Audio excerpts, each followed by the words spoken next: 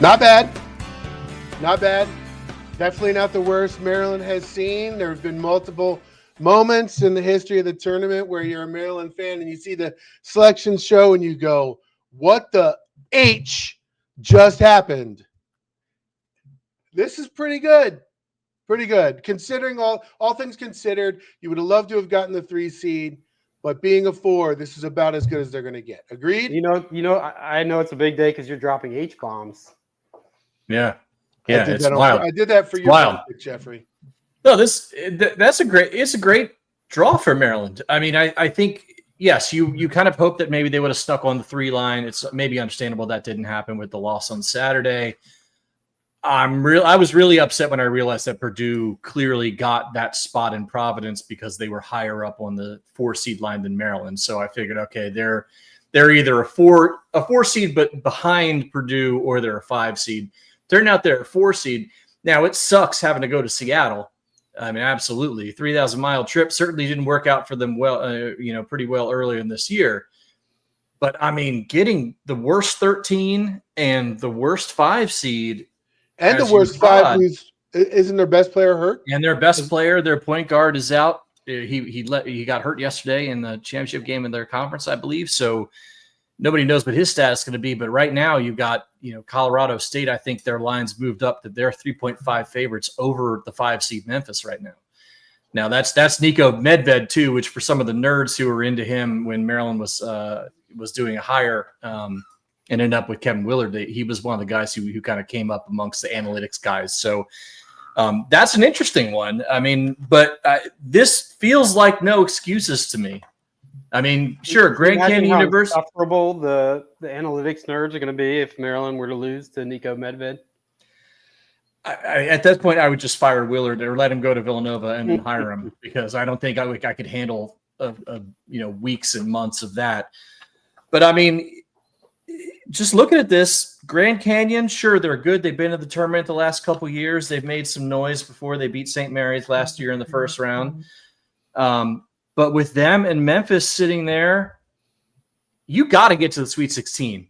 Yeah. I already felt this way anyway. I felt like 4 wins would make the season a success. I think in this case, if you get to a Sweet 16, it's at least a push. But you've got to get that done. You just have to. There are absolutely no excuses. That Sweet 16 is a baseline expectation.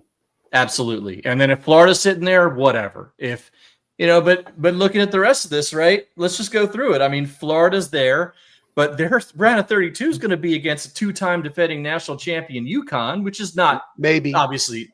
Well, I'd say or a really kind of tricky Oklahoma team. So that's not easy. Obviously, I think Maryland's good enough to play with any of those guys. And you look at the other side, you got Drake and Missouri. Both are pretty good. Drake's going to be a team that everybody's going to root for the upset there, or at least pick the upset. Texas Tech has been pretty nasty. Kansas is still Kansas against Calipari in a 7-10. And then St. John's has been just killing people all year. So, I mean, that's a brutal bracket. But if you just look at it from Maryland's perspective, it's about the easiest possible draw I think they could have got into the Sweet 16. And after that, you're just going to play somebody who's good. So whatever. But I've been way too busy writing and editing and stuff to really look at the bracket a lot. How hard is that one compared to the other? Where does it rank 1 to 4 in terms of Maryland? Maryland, the overall region, you mean? Yeah, their region compared to the other 3 regions. I think it's the hardest. I think it's well, I don't know. Actually, it's not the hardest. I think the East might be the hardest by the seed line numbers, but I haven't seen anything else like that.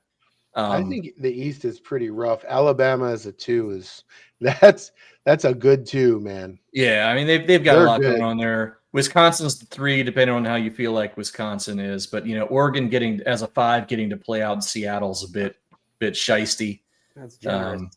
That's Arizona as the 4, BYU, VCU in Denver at 6,000 feet. I mean, that's almost unfair. The most shiesty thing in the entire thing is UNC. That is a joke.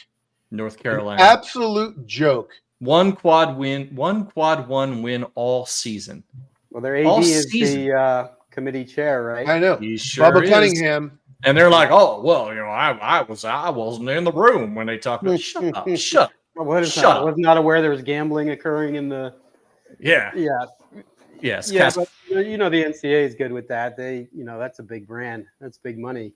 Well, at least they make them play in the play-in game, so there's a little bit of a, kind of a humiliation in that, I guess. But I will personally enjoy rooting against them on Tuesday in Dayton, or Wednesday or whenever they're playing. But I don't know. So Maryland's. I think it's Tuesday.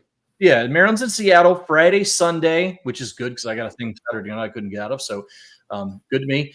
Because they're out west, they're going to play late, which is great. Playing Friday night late, perfectly fine with me. Oh. You get to basically enjoy all day Saturday and then most of Friday without having to stress. What time is the game Friday? Times haven't come out, but I'd expect them in the next hour or so. Usually when we're doing this, we get the times. They're in the west, so they're not going to be early. No, they might not be the latest game, but they're at least going to be an evening like a pod. 6 or 7. Yeah. So I don't think Maryland can complain other than the travel. That sucks. Obviously, not a lot of people are going to get to go. If they make it to the Sweet 16, it's going to be in San Francisco. Also, not optimal. But whoever's there, Florida, UConn, they're going to have to travel too. So exactly what I was just going to say. They have to travel too. So yeah, there's nobody out there who's got an easy trip or a home crowd other than Grand Canyon University, actually, because they apparently bring a lot of people, and it's just kind of a fake basketball mill anyway. So those people actually exist? Like I didn't think. Somebody does. It might be like North Korea in the Olympics, where they just pay a bunch of people to show up and they give them shirts. But like their crowd was nuts last year in Spokane. I do remember that specifically. So. That's a real disadvantage there. I mean, to have to travel that far, you're tired, they're at home or close to home in the region anyways, and to have their fans there easily. That's pretty legit. Like that's why and it's all probably because of that buzzer beater, right? If he doesn't hit that. I mean, you think that it would at least put them ahead of Purdue on the seed line, since they were right behind Purdue. I think they were the number 15 and Purdue was number 14. Now, where is Purdue here? I wanted to point this out. And they maybe jump Iowa State as well. Kevin Willard said tonight during the media session that he thought they would have been a 3 if they won yesterday. He kind of echoed that. I mean, that's pretty universal thinking, I think, but he seemed upbeat about it. He wasn't complaining. I think he liked the draw.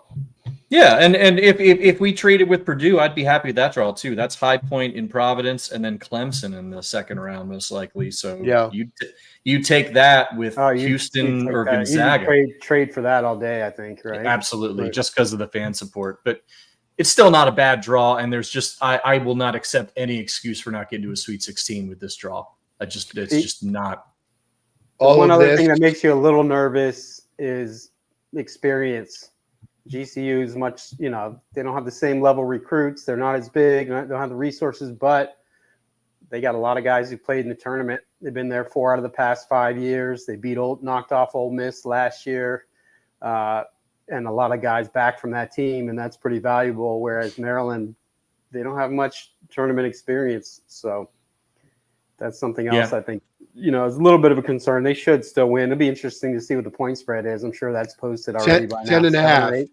Opened at 10.5. I don't know if it's still there. Whoever's listening, if you can check that for us, if it's moved. But I just wanted to quickly say to everybody, Patrick Stevens is going to be joining us in about 21 minutes, and he's one of the leading bracketologists in the country.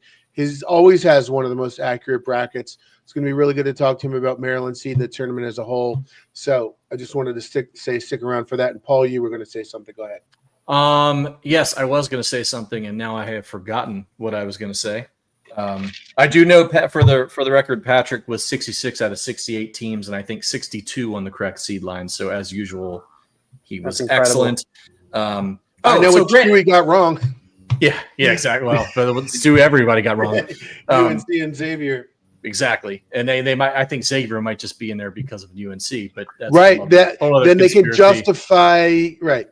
Whole other conspiracy theory. Okay, the chat saying it's moved to 11.5 for favorites for Maryland already. And if you look at Grand Canyon, if you look at GCU, just the way they play, the little bit I've been able to look up at, They play extremely fast, about as fast as Illinois plays, but they don't shoot the three very well, and they turn the ball over all the time.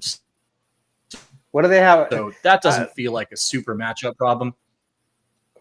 I'm frazzled. Go ahead, Jeff. We've done like, I don't know how many articles. You're just cooked at this point, aren't you? Right? Yeah, I am cooked. The Willard thing popped up. I got family visiting. It was crazy. But what do they have in terms of big men? GCU. I haven't. I think they've got one decent big guy, but I don't think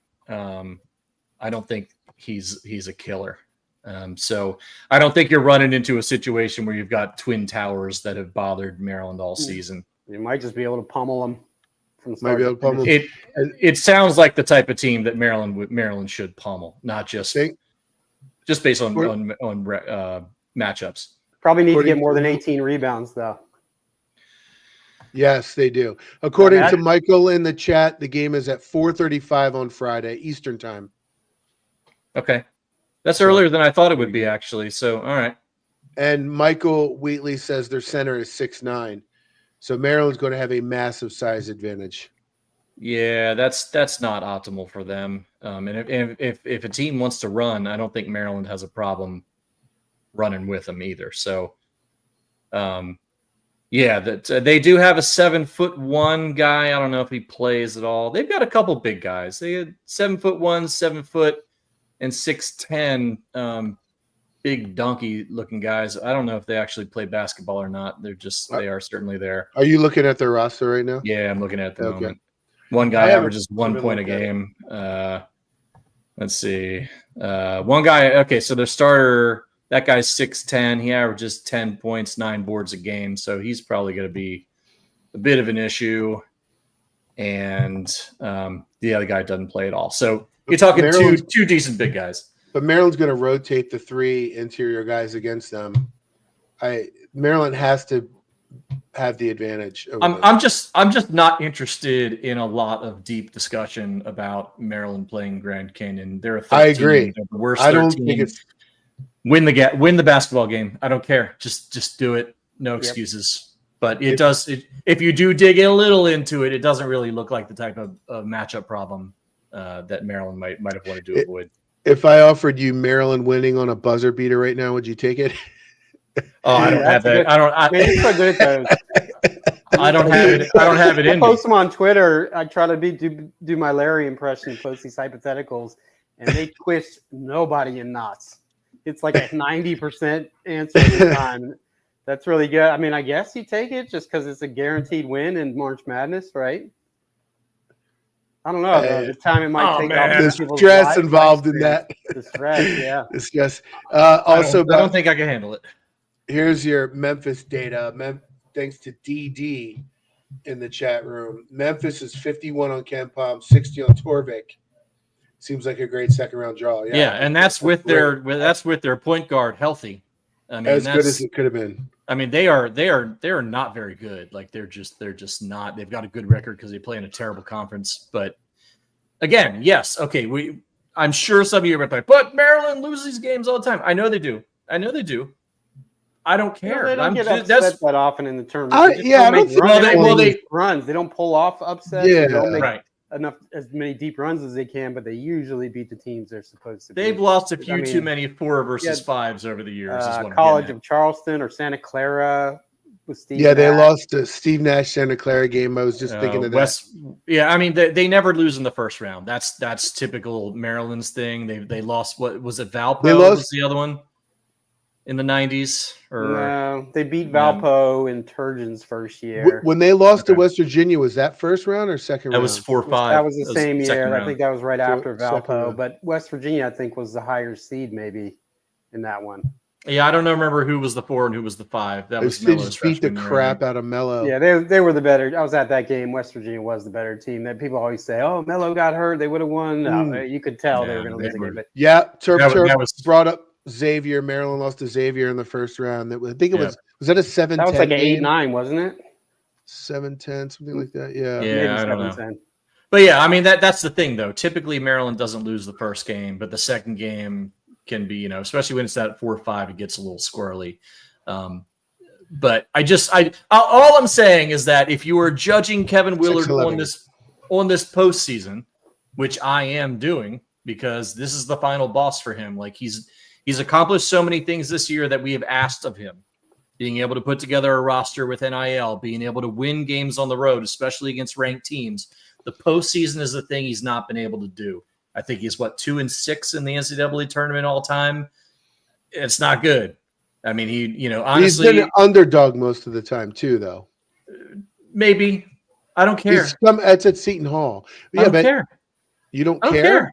No, I don't care. It definitely matters, but I mean, it's not like he's a 14 every year at Seton Hall. If he's a Power 5 conference getting in there, he might be a 10 or a 9 or an 8. But like, those are winnable games.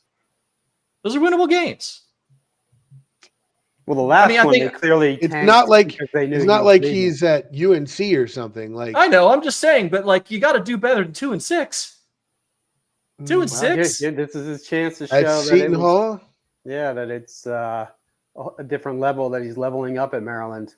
Yeah, and I like it. I like everything about this team, and I feel like this team can really go beat anybody pretty much. I'm not scared of Florida. If they get Florida and San Francisco in the Sweet 16, I'm not scared of them. Yeah, of course I'm taking that. Morgan Zaleski says that Andy Katz filled out his bracket. He's got Maryland in the Final Four. Man, he has also someone's sending him a check from Maryland. I think he's been the Big Ten Network. They're putting up the Big Ten tournament team. Derek Queen made first team. It with Danny Wolf, with Golden, Vladislav Golden, John Blackwell, and John Tange, which makes sense. Yeah, that all makes Queen sense. Was great. So. He just needed a little more help. Yeah, I mean, there's not a whole lot to break down from that fiasco yesterday. I mean, that was just a really poor performance across the board. You can't get out rebounded like 50-12. I mean, there are just so many things that went wrong. The fact, I will say, the one thing that gives me confidence about this team is, again, of course, we talk about this ad nauseum, but they've lost 4 games since January 10th, and all 4 of them have been freaking buzzer beaters. So, yeah, like, my they son can asked me, can you imagine if they get knocked out of the tournament on a buzzer beater? And I was thinking, I would have punched him in the face. I was thinking it's possible. I mean, I'm not punching your son in the face, but I'd punch my son. Yeah, no, I've been wanting to go back and watch the final 5 minutes of each of those games and try to drill down on the theme and what's cost them, whether what their field goal percentage is or turnovers in the final 3 minutes or whatever it might be, to see if it's part of the recipe and not just a fluky kind of thing. The breakdown against Michigan was obviously terrible. To let the kid streak down the court in 3 seconds is, as bad as it gets. But we see here from Michael Wheatley, Lady Terps playing Norfolk State. What's their seed? Everybody know what their seed is? And then the women are still, the first 2 rounds are at home venues, right? Or did they go to? I don't think they were supposed to host. I haven't seen it yet. Again, just having a chance, but it didn't look good for them hosting last time I saw. Okay. Well, they're certainly not playing at Norfolk State. So 4th seed, and they are hosting, Aaron says. 4th seed, and they're hosting. So that's good. They've got a great shot to get to the Sweet 16 as well, then, in that case. They usually do. Sweet 16 is almost an automatic for them. And then she loses right after 80% of the time, I would say, roughly. They get there a lot. You lose immediately. But whatever. That's all right. It's still better than not getting there. Yeah. I don't know. Yeah. Yesterday's game was a disaster in so many different ways. We don't have to break a ton of it down, but I mean, the fact they even played as horribly as they did, they got so little from so many guys they count on, and they still basically had the game won, other than another ridiculously stupid defensive play. Forgetting that they got out rebounded by 29, which is crazy, but Michigan's like the only team probably that can match up with them that well on the interior, the 2 big guys.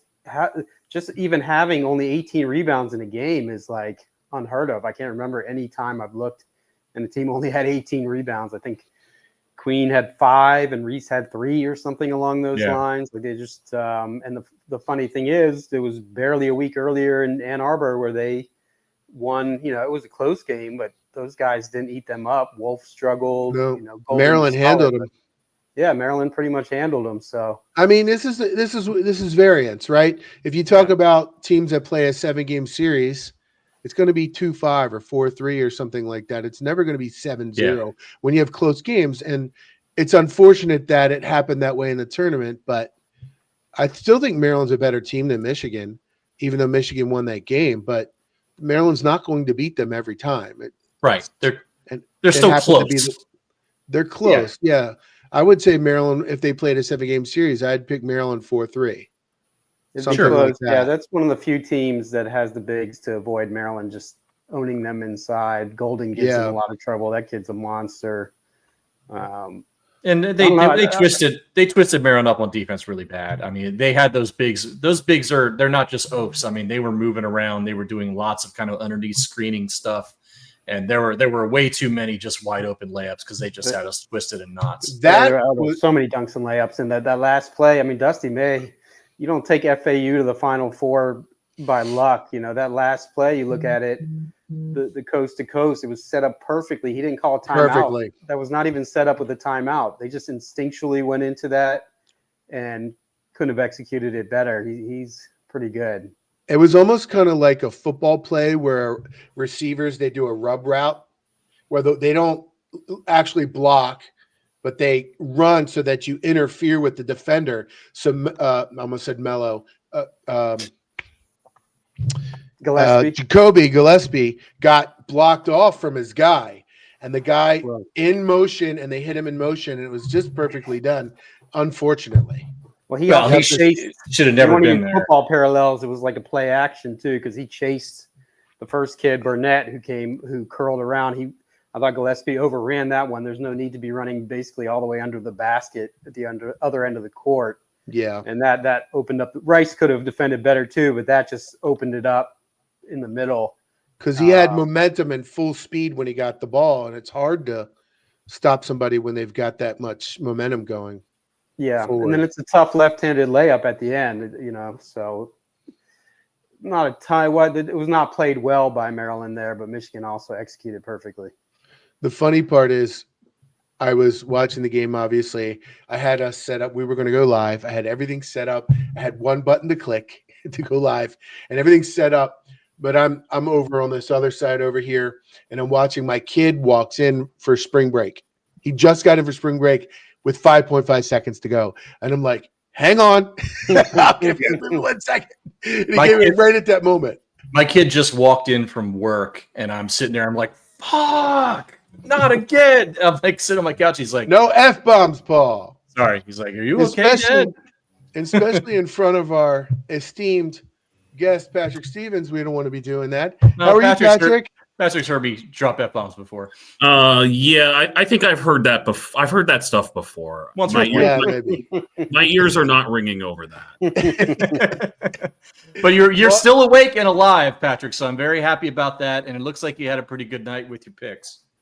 Yeah, I mean, I don't know if I would call it a good night, but I do think that it wasn't – there were a couple things there at the edge of the field that the committee could do, and it really wasn't going to be like something you were going to be too upset about, because there was at least one spot for somebody who wasn't very good, who wasn't very accomplished.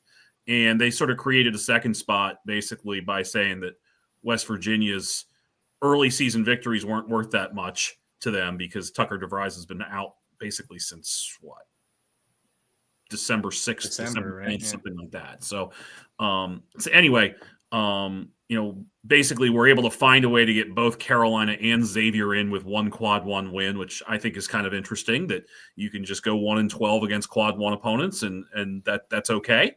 So ultimately, I think for you probably want to win Maryland. Athletic director is the no, please talk shit about UNC. We're go ahead, keep going. Well, I'll say this, that whether it was Carolina or Xavier or Indiana perhaps as well in that mix, like if you wanted an argument against tournament expansion, you didn't really need to look too much further than the last couple teams into the field and the first 3 or 4 teams outside the field this year.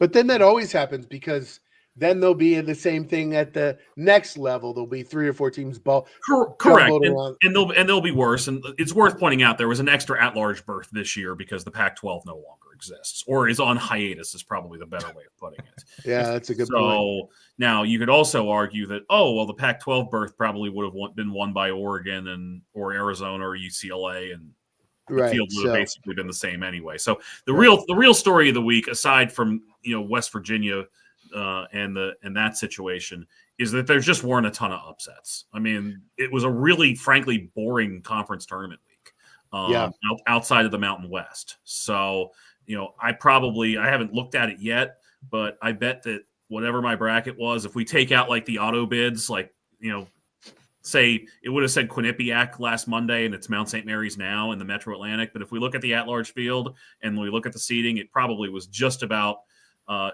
the guess was just about as good on Monday as it was on Sunday. So we're here on a Maryland YouTube show and podcast. So what do you think about Maryland seed specifically?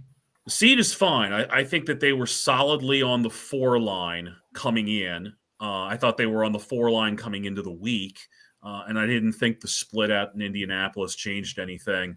I think if there's one thing that you could certainly quibble with, it's the fact that Maryland ends up going out to Seattle rather than to Providence. And the fact that it was Purdue and not Michigan, for example, that wound up getting that spot in Providence ahead of them, which I think sort of cements the idea. And this has been known for a while, but it's really become a little more apparent in recent years just how much the committee sort of slots those top 3 or 4 lines early in the week, and then I don't think really goes back and changes them very much. So, I thought that Maryland's overall profile was better than Purdue's, regardless of what happened this week. But obviously the committee did not agree. I think you could make a case that Michigan should feel even worse, having just won 3 games in 3 days and being stuck on the 5 line rather than being a 4. But, for Maryland, it means they go out west. And my guess is that, if they win 2 games in Seattle, they probably will not come back east. I mean, it's sort of shades of 2001 in a way there, where they went to Boise and stayed out west and went to Anaheim and won 2 games and went to their first Final Four. Patrick, in relationship to their profile, strength of their profile, any qualms with them being sequestered out west? Again, I thought that they would have been better served as I shouldn't say better served, but I thought that their profile warranted them being ahead of Purdue. On the seed list, the NCAA released Purdue's 14th and Maryland's 15th. I think I had Maryland like 13th or 14th, and I had Purdue actually down around 20 or so. So, obviously I either misevaluated Purdue or they did.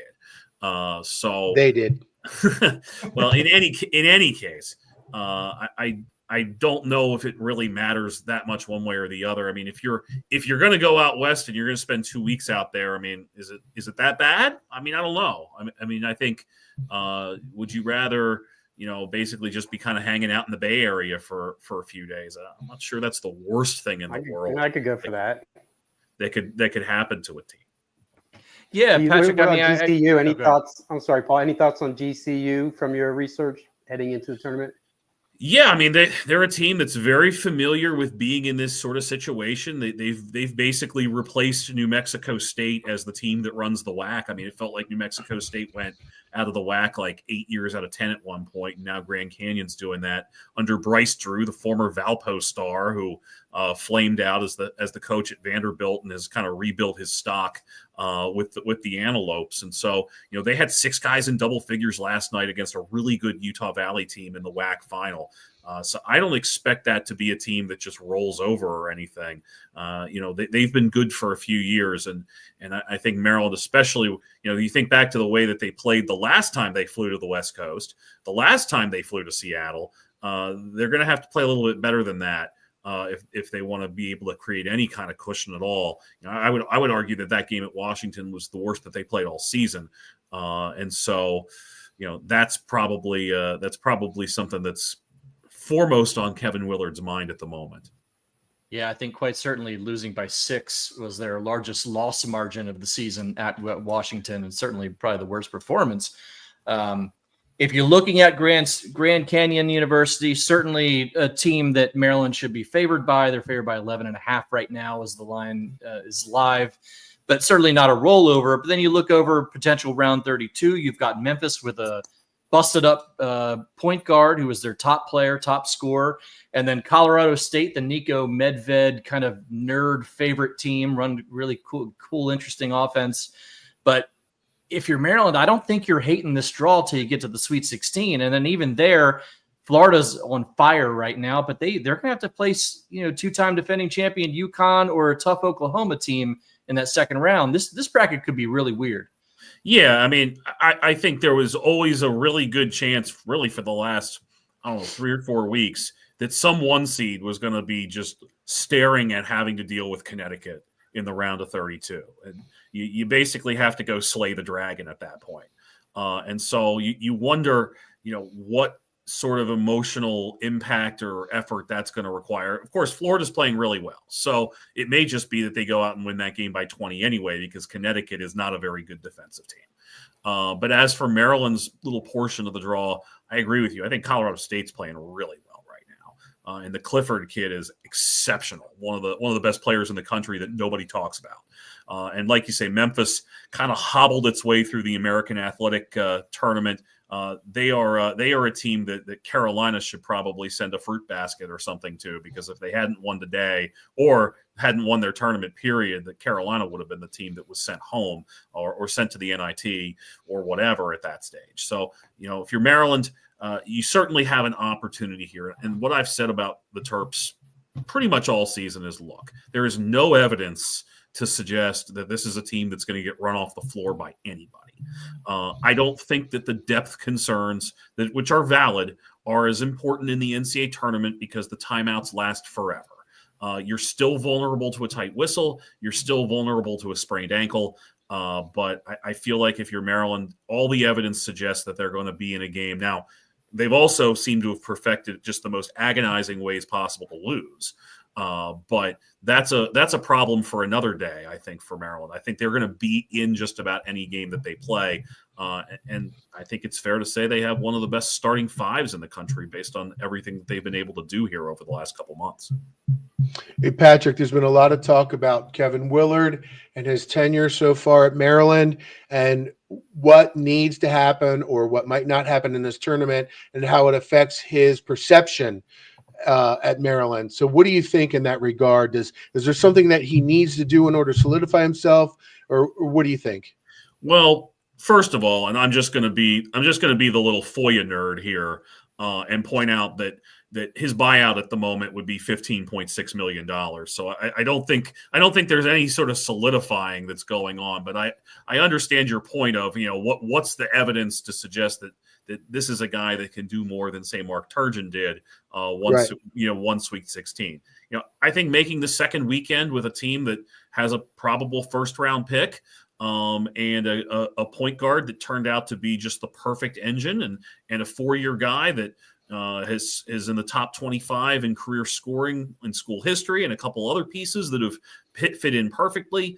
I think that's not an unfair expectation. I think the other thing that's worth pointing out is, no matter who you are in the NCAA tournament, once you get past the first weekend, everything's a crapshoot. It really is. I mean, unless you're a team like a Connecticut was last year, and there's a handful of them every couple of years or so that are just so much better than just about everybody else. But if you're a 3 seed or you're a 4 seed, you ought to win your first game.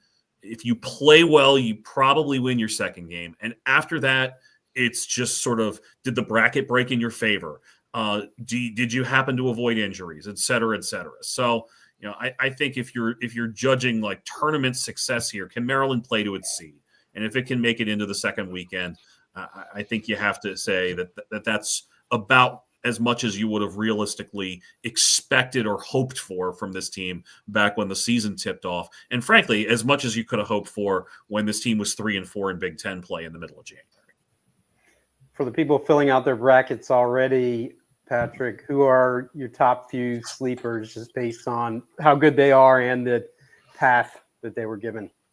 Well, Michigan has to turn around and go west and play a UC San Diego team that's won 30 games this season. I think there's enough of evidence there of teams that go out and have long tournament runs or just win conference tournaments and maybe don't have the best performance once they get to the actual NCAA tournament. So that's a team that I would sit there. And I'm sorry, I'm kind of looking over at my notes here. You haven't had much time to. I really understand. I really have not. So, I thought that Missouri was maybe the most overseeded team in the field, and they draw Drake, who's another 30-win team. I mean, I feel like that's a very easy 11-6 upset to call. I don't think Missouri has played all that great down the stretch, and so that's a team that kind of stands out. I would point out that, VCU is a tough team. I like BYU a little bit more, especially in Denver, but that's a possible upset. And then, I think High Point has the goods to beat a Purdue team that, frankly, has been leaking oil for a while. And we might as well mention Utah State and UCLA. I mean, I'm not a huge fan of what UCLA has done over the entirety of the season. They've certainly had some stretches that have been good. So those are the ones that, on first glance, without having thought too much about the actual matchups much deeper than the basics that I know about each team, those are ones that stand out as potentially interesting games. All right, Patrick, we're going to let you go to bed soon, but I have access to your basketball brain and I need to use it here because I've been thinking about this a lot this season. I wonder with the way that the portal works now with basic free agency in college basketball, nobody watches more ball than you.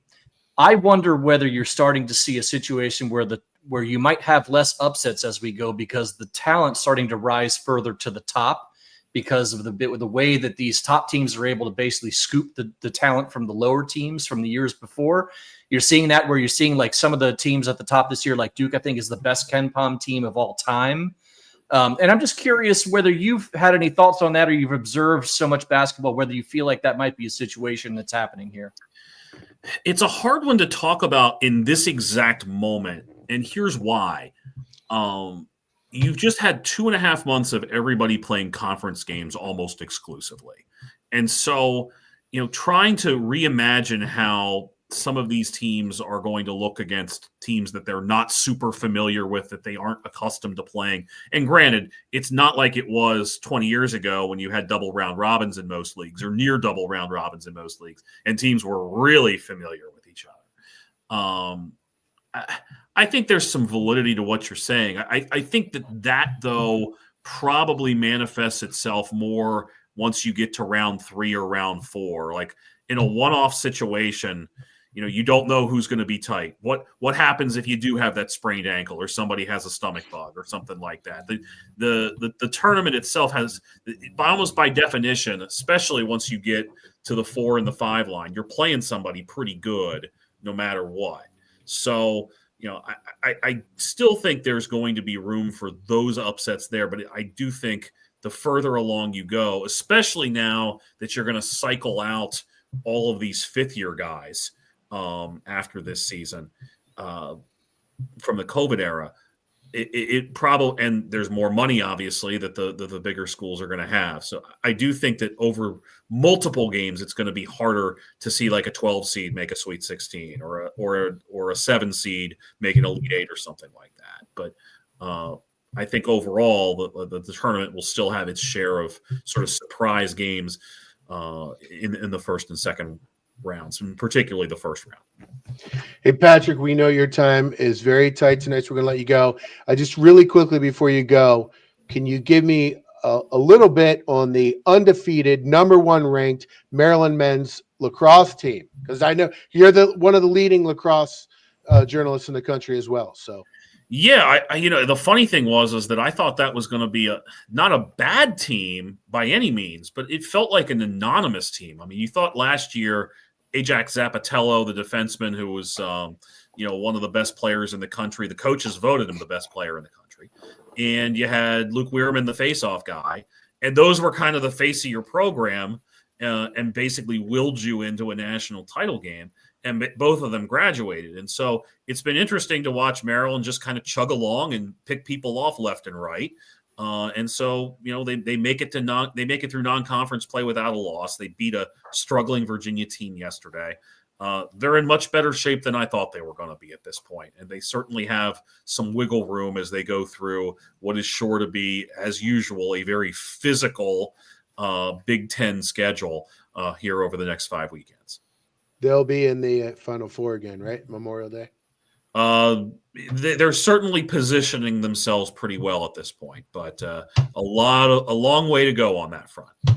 All right. Hey, Patrick, thank you so much. Go get some rest, do your writing, all your studying you got to do. We appreciate you being with us every year when Maryland makes it, that is, and we do this show. Thank you for your time. That's why we call it the almost annual Selection Sunday show here. Fair enough. Take care, guys. Thanks, Patrick. See ya. I had to do the lacrosse question. No, it's well played. I mean, they're number one, man. That's great. They're number one and basically unchallenged, right? I think they've had one close game, maybe two. I think just one. They've been balling. So we support all sports. I have to do my bit where I act like I hate everything, but I want to get Wheels on here to talk lax sometime after the tournament. He can replace me. I told him that's fine. I told him I'll start focusing on that after basketball is over. I'm keeping an eye on it, but I'm not. You can only dedicate so much brain space at our age. Like we were talking about this. Some people on the Inside MarylandSports.com message boards were making fun of us because we didn't remember the exact year and what player put up 10-5 in a second round Big Ten conference game. And it's like, I'm sorry, I don't have room for all that. I just don't. I got kids, I got job, I got real world stuff to do too, man. If you guys want to pay me what I make it work to do this full time, by all means, I will learn everything, and you can, Well, now I look bad for not knowing everything. Yeah. Now Jeff, on the other hand, I mean, that's his life, that's his job. No, so listen, this was the reply I made to that.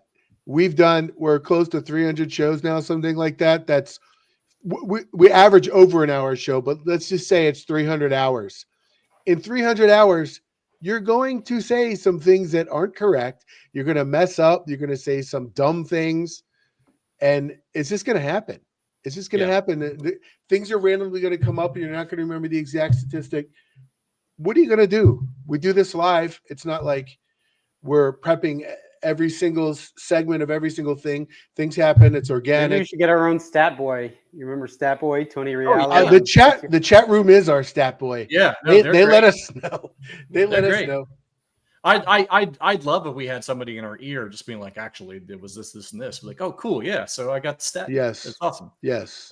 I actually joke with my kids sometimes that hey, don't worry, when I die, there's 3 weeks of me talking about random sports stuff online. They're I'm always here. Yeah, the internet's forever. Internet's forever. We got to talk about the Willard, should we? I got to go in 5 minutes. That's what I should probably segue into that. Yeah, that's tell everybody. Give the timeline, Jeff. What happened? Timeline from the beginning to now. The rumors started popping up, I would say 48 hours ago, maybe, that Villanova was interested in Kevin Willard. At first I didn't know whether it was typical this time of year, people just throwing stuff out there. But I think it's pretty legitimate that they like him. I was told that Jay Wright, who's still very involved with the program, Willard was his top choice. Whether that's true or not, you never know. Somebody could say that, just maybe Jay Wright's doing him a favor because he knows that's going to get him some concessions from Maryland. You can never believe everything you hear with the coaching carousel, but I do think that they are interested. Then it came out earlier today that John Rothstein tweeted that Maryland is working on a new deal to make him one of the top 10 highest paid coaches in the country, in addition to, I think, more revenue share money and a $50 million practice facility, which was hilarious framing considering that facility is almost built already. And it was phrased as if that was a concession that they gave him, we'll build this $50 million building if you just stay. But either way, no deal is done. I think something will get done, but I wouldn't be surprised if that was just kind of put out to put the put the fire out a little bit for a few days, and then they can get back to it after the tournament. You never know. Maybe they'll get something done sooner.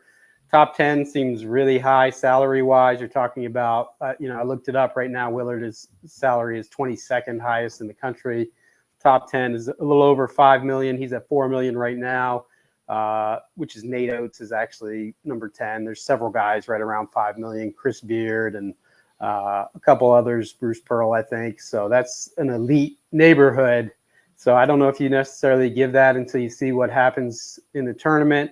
The other big question is, how's it going to work with the revenue sharing? Revenue share, you can pay $20 million to athletes next year, but schools in the Big Ten are typically putting a lot of that into football. Maryland, I think the plan is around $4 million, which is decent, but when you compare it to a lot of schools, especially basketball-only schools that don't have to spend anything on football, VCU, Marquette, some of these other kind of schools, even Villanova, they have football, but it's, lower level football. Right. $4 million is not that great. So then are you able to get enough NIL deals to kind of offset that? But either way, it's going to be interesting to see, if Villanova goes ahead and hires their coach in the next few days, and the story will die down. Willard won't have as much leverage if that's his goal to get, a new deal, more money or more revenue share. Chris Collins is on their list from Northwestern. Odom is on their list. Ryan Odom, who's coach at VCU, a lot of local ties, really good coach. I do think he'll end up probably at Virginia from what I'm hearing, but it'll be definitely something. I don't think it'll become a distraction necessarily this week unless something comes out that, Villanova is going all out for him and this or that. Otherwise, I think it should be, fairly, it's not going to be like when he left Seton Hall and everyone knew he was coming to Maryland, including his players, I think, and they lost by 30 or whatever it was to TCU in the first round. I don't think you have a scenario like that, but I think at this time of year, you would definitely prefer not to have any of that kind of distraction hanging over your head. Is there still a chance he goes then? Villanova? Yeah.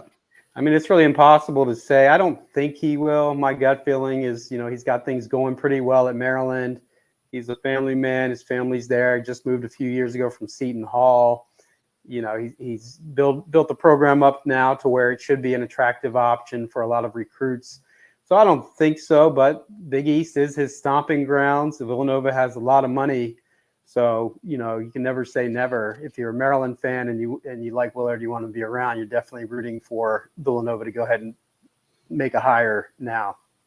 So I have a few thoughts on this. First of all, if you want to bump his salary, I don't care. That's fine. Bump his salary. But if you're going to make him a top 10 coach in terms of salary, I start expecting those types of expectations, right? Okay, so if we're going to pay you like a top 10 coach, I want a top 10 program.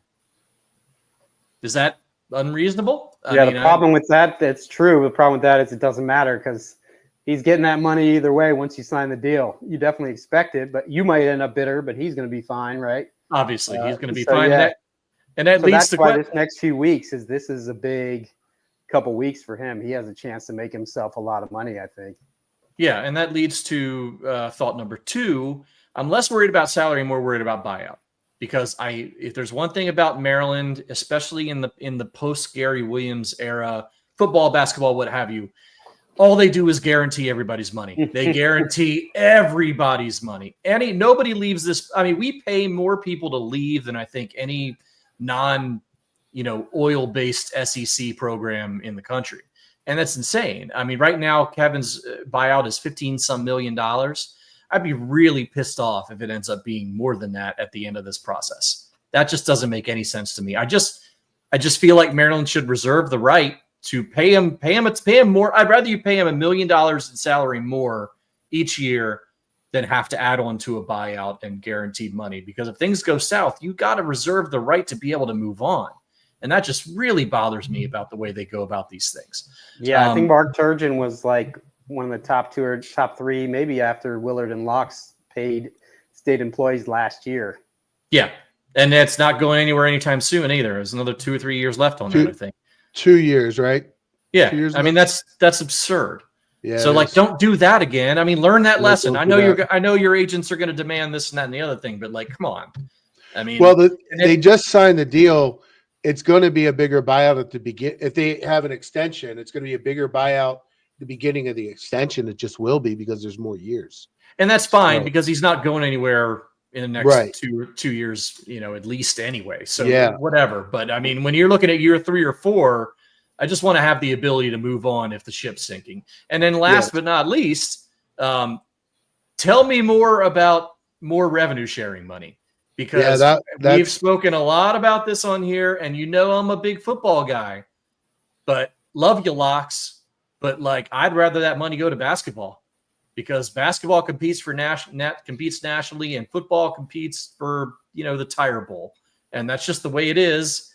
And it's likely not changing. So I hope that's the way it comes around. I know it's not going to be a 50-50 split. I don't expect that.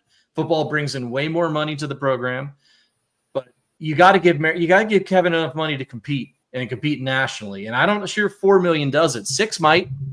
I've seen some comments about them giving some of the money to the women's team when the women's team doesn't make money. How do you feel about that? You have to.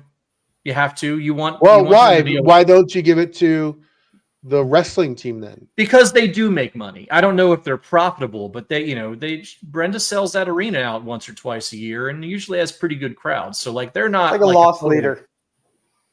Yeah, like they're not a total drag on the revenue wise. And I think not only the ability of having some fairness, but also, just being able to, give her what she needs to be able to compete.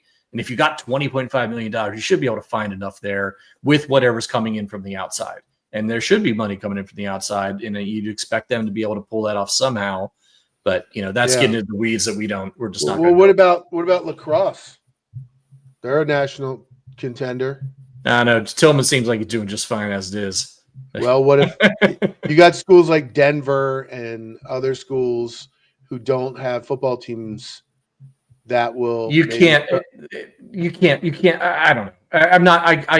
I'm not here to do calculus and figure out how to do it. All I'm saying is you better give Maryland basketball, the flagship program of this entire university, enough money to compete nationally. That's all I'm saying. How you do it's up to you. The catch there is there's already a little bit of a tug of war between basketball and football in terms of resources behind the scenes. You take money from Locks and football, man, they're going to be pissed. But if you do the same in the other direction, and obviously most of the fans are going to side with basketball, but football costs so much more because you have, 7 times as many players. So that makes it tough. I'm sure compared to the other Big Ten schools, I think $4 million for basketball is probably not bad, but you gotta, if it's only 4, you better find a way to get a lot of NIL deals for these guys. Yeah, and if there's any, to be fair, if there's any place where Maryland has a base of people who are typically willing to give decent amounts of money, it's the basketball program. So hopefully they can find ways to offset that. Yeah, I very badly want the football team to compete. So it's such a, what do you do, right? Because imagine just if the NCAA actually does enforce their rules, all of a sudden Maryland becomes competitive. Like, it feels like a zero-sum game between basketball and football. Yeah, that's what I'm saying. It's really tough. You want both to be good, but if you don't prioritize either one as compared to what other people are doing, you're going to be middling in both, right? So it's I just think expectations have to be based on the program at hand, and expectations for Maryland football are 6-6. I mean, it's just not even the same playing field in terms of what you can get done with that money. So it is what it is. But certainly that's what you want to hear from Damon if you're a Maryland basketball fan and you want this team to compete. If Kevin gets it done, gets the Sweet 16, you're pretty happy with that. Give him some more money for himself. Give him some more money for players. Everybody wins. I feel like Sweet 16 is a passing grade.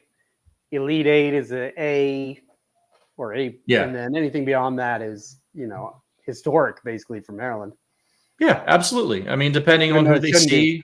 Yeah, well, it shouldn't be maybe, but depending on who they see there, obviously, if they run into a red hot Florida and they lose, it's kind of like, all right, what are you going to do? But it's just what you got to get there. You got to get the second weekend. If you remember one thing from this show, you have to get to the second weekend. Given it's like the gif of what's her name in Titanic? Ruth, is it in Titanic? I don't remember. Rose. Oh Rose, yeah, thank you. The gif of it. It's been 84 years or whatever she says. That's how it feels with the Sweet 16 thing.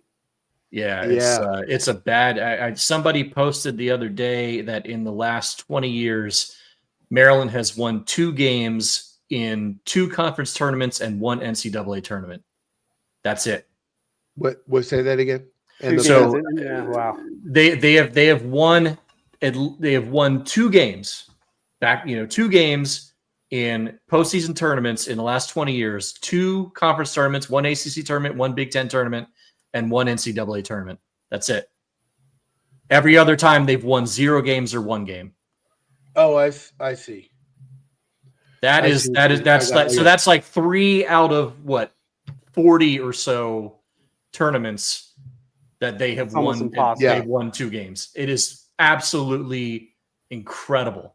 Yeah. It's incredible how good Maryland has been generally as a program during the regular season, and it's just a complete also ran in the postseason. And that's what makes this next couple weeks so outsized in their importance for Maryland. This is the best opportunity they've had to break that. All eyes are on them. Fans are starting, it's starting to bubble over a little bit. If you can finally break through, then, it changes everything. You get a new generation of fans. The old fans start coming back. So this is their most important little stretch in many years.